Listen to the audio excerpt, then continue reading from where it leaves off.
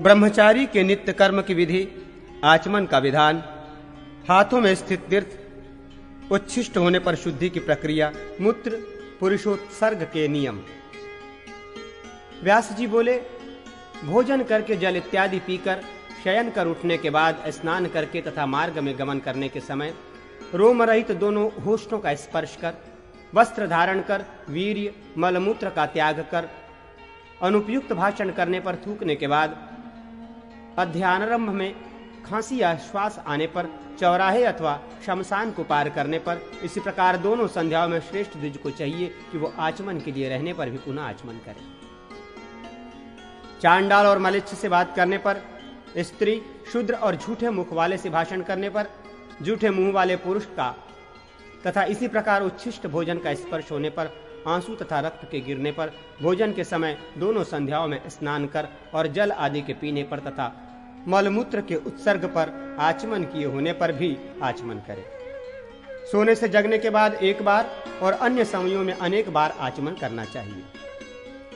अग्नि का, गौ का स्पर्श होने पर, किसी परिश्रम करने वाले का, स्त्री का तथा अपना स्पर्श होने पर अपने जिस अंग का स्पर्श आवश्यक या अनिवार्य न हो उसका कामतः यही स्पर्श कर किया जाए। नेवी कटी कमर का वस्त्र पहनकर अपने केशों तथा बिना धोए हुए वस्त्र का स्पर्श करने पर जल, हरे तृण या भूमि का स्पर्श करना चाहिए। धर्म की दृष्टि से शुद्धि की अभिलाषाओं वाले को चाहिए कि वो सदा पूर्व या उत्तर की ओर मुख करके बैठकर शीतल, फेन रहित तथा दोष वर्जित जल से आचमन करें।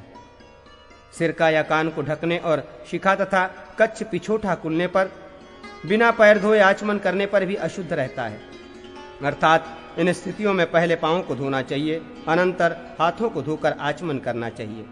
बुद्धिमान व्यक्ति को जूता पहने हुए जल में स्थित होने पर सिर पर पगड़ी इत्यादि धारण कर आचमन नहीं करना चाहिए। इसी प्रकार न वर्षा के जल से, न खड़े होकर, न उठाए हुए जल से, न एक हाथ से अर्पित जल से अर्थात किसी अन्य के द्वारा अंजलि से नहीं, केवल एक हाथ से दिए गए जल से, बिना यज्ञोपवीत के, न पादुका आसन पर बैठे हुए, पांव में धारण की जाने वाली पादुका को आसन बनाकर उसी पर बैठकर अथवा न जानुओं के बाहर निकाले हुए आचमन करना चाहिए। बोलते हुए, हंसते हुए, देखते हुए, किसी अन्य को देखते हुए, सोते हुए और झुककर आचमन नहीं करना चाहिए। बिना देखे एक अथवा फेन आदि वाले जल से आचमन नहीं करना चाहिए।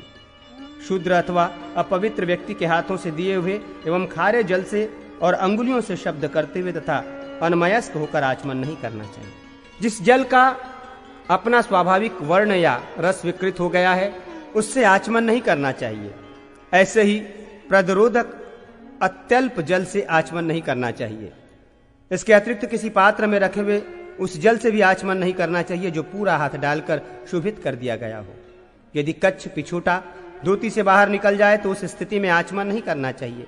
कच्छ को धोती के भीतर करने के अनंतर ही आचमन करने का विधान है। आचमन में ब्राह्मण हृदय तक पहुंचने वाले, क्षत्रिय कंठ तक पहुंचने वाले जल से और वैश्य मुख के भीतर प्रविष्ट कंठ तक न पहुंचे जल से शुद्ध होते हैं। स्त्री, शूद्र तो केवल जिह्वा होष्ठ अंत तक के जल के स्पर्श मात्र से शुद्ध हो जाते हैं।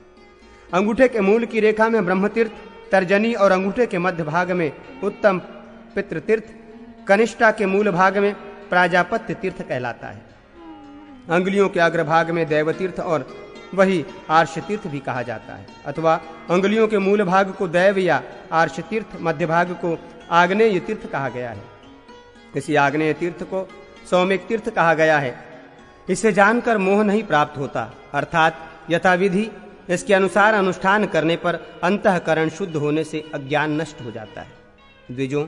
द्विज को चाहिए कि वो ब्रह्मा तीर्थ से नित्य आचमन करें अथवा कार्य तीर्थ, प्राजापत्य तीर्थ या दैव तीर्थ से करें। पितृतीर्थ से कभी भी आचमन न करें। ब्राह्मण संयत होकर पहले 3 बार जल का आचमन करें, अनंतर मुड़े हुए अंगूठे के मूल से मुख का स्पर्श करें, यही सम्मार्जन है। तदनंतर अंगूठे और अनामिका से दोनों नेत्रों का स्पर्श करें और तर्जनी तथा अंगूठे के योग से दोनों नासापुटों नाक का स्पर्श करें। कनिष्ठा और अंगूठे के योग से दोनों कानों का स्पर्श करें। तदनंतर मिली हुई सभी अंगुलियों से अथवा हथेली से हृदय का स्पर्श करें। तदुपरांत सिर का भी वैसे स्पर्श करें अथवा दोनों अंगूठों से स्पर्श करें। आचमन में 3 बार तो जल पिया जाता है, उससे ब्रह्मा, विष्णु तथा महेश ये 3 देवता प्रसन्न होते हैं, ऐसा हमने सुना है।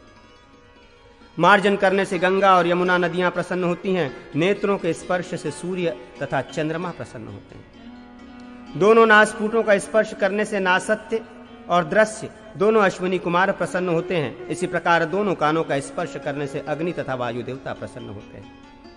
हृदय के स्पर्श होने पर सभी देवता प्रसन्न होते हैं। सिर का स्पर्श करने से वे अद्वितीय पुरुष विष्णु प्रसन्न होते हैं। आचमन आदि के समय अंग पर गिरे हुए जलकणों से शरीर उच्छिष्ट नहीं होता। दांतों के भीतर स्थित पदार्थ दांतों के समान ही होता है, परंतु जिह्वा के स्पर्श होने पर व्यक्ति अपवित्र हो जाता है। आचमन करने के समय या दूसरों को आचमन कराते समय पैरों पर गिरे हुए जल को भूमि पर गिरे हुए के समान समझना चाहिए, उससे मनुष्य अपवित्र नहीं होता। मनु ने मधुपर्क यथाविधि मिश्रित दधि, मधु, घी, सोम, तांबुल भक्षण, फल, मूल तथा इख का दंड ग्रहण करने में कोई दोष नहीं कहा है। इन्हें कोई भी दे ग्रहण किया जा सकता है। हम चल रहे हैं तथा हमारे हाथ में ऐसी वस्तु है जो उच्चिष्ट स्पर्श से दूषित हो सकती है, तो हमें अन्न जल ग्रहण करते समय उस वस्तु को भूमि पर यथास्थान रख देना चाहिए तथा अन्न जल ग्रहण करने के अनंतर आचमन करने के बाद भूमि पर रखी हुई वस्तु का प्रोक्षण करना चाहिए। अनंतर उस वस्तु को लेकर चलना चाहिए। तेजस पदार्थ घी लिए हुए यदि ब्राह्मण द्विज खाने पीने के कारण उच्छिष्ट हो जाए तो उस तेजस द्रव्य घी को भूमि पर रखकर आचमन करें। पुनः उस द्रव्य घी का प्रोक्षण करें। यदि कोई द्रव्य सहित अमत्र पात्र लिए हुए मनुष्य उच्छिष्ट हो जाए तो उस द्रव्य पात्र को भूमि पर रखे बिना आचमन कर लेने पर शुद्ध हो जाता है। पात्र अपवित्र नहीं होता, परंतु वस्त्र आदि के संबंध में विकल्प है। उसका स्पर्श होने पर आचमन करना चाहिए। उच्छिष्ट दशा में वस्त्र का स्पर्श होने पर आचमन एवं वस्त्र का प्रोक्षण करना चाहिए। जंगल में जलहीन स्थान में, रात्रि में और चोर तथा व्याघ्र आदि से आक्रांत मार्ग में मलमूत्र करने पर भी व्यक्ति आचमन, प्रोक्षण आदि शुद्ध के अभाव में भी दूषित नहीं होता। साथ ही उसके हाथ में रखा हुआ द्रव्य भी अशुचि नहीं होता। ये शुद्धि का अवसर मिल जाने पर यथाशास्त्र शुद्धि आवश्यक है। दाहिने कान पर यज्ञोपवीत चढ़ाकर दिन में उत्तर की ओर मुख करके तथा रात्रि में दक्षिणाभिमुख होकर मलमूत्र का त्याग करना चाहिए। पृथ्वी को लकड़ी, पत्तों, ढेलों अथवा घास से ढककर तथा सिर को वस्त्र से आवृत कर मलमूत्र का त्याग करना चाहिए। छाया में, कूप में या उसके अति समीप, नदी में, गौशाला, चैत्य, गांव की सीमा का वृक्ष समूह, ग्राम्य देवता का स्थान, टीला, डीह आदि पर जल, मार्ग, भस्म, अग्नि तथा शमशान में मलमूत्र नहीं करना चाहिए। गोबर में जुती हुई भूमि में, महान वृक्ष के नीचे, हरी घास से युक्त मैदान में और पर्वत की चोटी पर तथा खड़े होकर एवं नग्न होकर मलमूत्र का त्याग नहीं करना चाहिए। न जीर्ण मंदिर में, न दीमक की वामी में, न जीवों में युक्त गड्ढे में और न चलते हुए मलमूत्र का त्याग करना चाहिए। धान इत्यादि की भूसी, जलते हुए अंगार, कपाल, राजमार्ग, खेत, गड्ढे, तीर्थ, चौराहे, उद्यान, जल के समीप, ऊसर भूमि और अत्यधिक अपवित्र स्थान में मलमूत्र का त्याग न करें। जूता या खड़ाऊ पहने, छाता लिए अंतरिक्ष में, भूमि आकाश के मध्य में, स्त्री, गुरु, ब्राह्मण, गौ के सामने, देव विग्रह तथा देव मंदिर और जल के समीप में कभी भी मलमूत्र का विसर्जन न करें। नक्षत्रों को देखते हुए संध्या काल का समय आने पर सूर्य, अग्नि तथा चंद्रमा की ओर मुख करके मलमूत्र का त्याग नहीं करना चाहिए। आलस्य छोड़कर नदी या तालाब के किनारे से मिट्टी लेकर उसके द्वारा शुद्ध कूप आदि से निकाले हुए जल के द्वारा मलमूत्र, लेप और गंध जब तक दूर न हो तब तक शुद्धि करनी चाहिए। विप्रद्विज को चाहिए कि वो शौच के लिए धूल की ढेर एवं कीचड़ युक्त स्थान, रास्ते, ऊसर भूमि, दूसरे के शौच करने से बची हुई मंदिर, कुएं, ग्राम और जल के अंदर से मिट्टी ग्रहण न करें। शौच के अनंतर पहले बताए गए विधान के अनुसार नित्य आचमन करें।